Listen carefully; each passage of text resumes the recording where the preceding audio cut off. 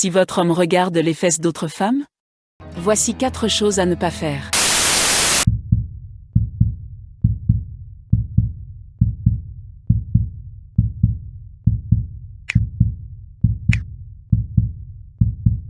Si votre homme regarde les fesses d'autres femmes? Voici 4 choses à ne pas faire. 1. Lui crier dessus.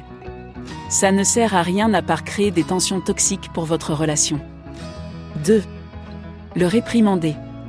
Ça c'est pas bon ma chérie, s'il t'aime vraiment tu n'as pas à t'inquiéter. 3. Lui dire d'aller se faire foutre. Ça c'est une mauvaise réaction. Mais dans certains cas particuliers tu peux avoir raison de le dire. 4.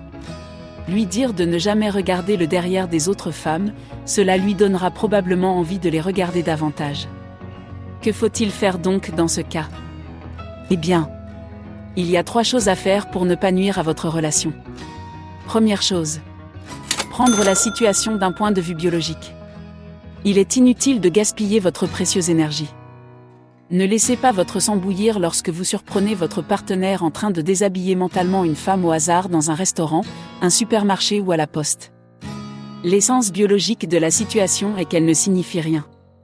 Littéralement rien. C'est une montée en puissance fugace qui se produit dans l'esprit de l'homme et qui ne signifie pas qu'il va coucher avec cette personne qui peut vous mettre mal à l'aise. Deuxième chose. Se préparer à ne pas tomber dans la jalousie à chaque fois. Le point essentiel à retenir ici est qu'il s'agit de se sentir digne envers soi-même et de ne pas se laisser prendre par la jalousie. Se comparer à la femme que regarde votre partenaire peut être vraiment bouleversant et préjudiciable pour votre estime de soi si vous le laissez faire. Voici la bonne attitude à adopter. Négligez-le. Car littéralement, tout homme fait cela et d'ailleurs faut savoir que les femmes regardent les fesses des hommes également. Donc laissez tomber.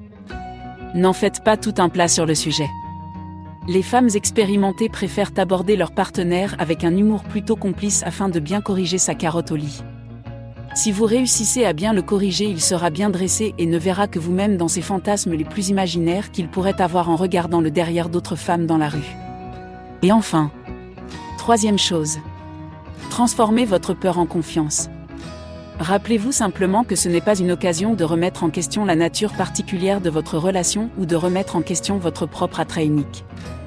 La peur attire toujours plus de peur, alors assurez-vous d'aborder les questions qui vous font ressentir la gêne par un sentiment de calme lorsque vous estimez nécessaire d'en discuter avec votre partenaire. Il s'agit essentiellement d'une question de confiance en soi, se sentir bien dans sa peau pour que cela ne vous dérange pas du tout si vous surprenez votre homme en flagrant délit. Mettez vos mains autour de son cou et séduisez-le comme vous seul pouvez le faire.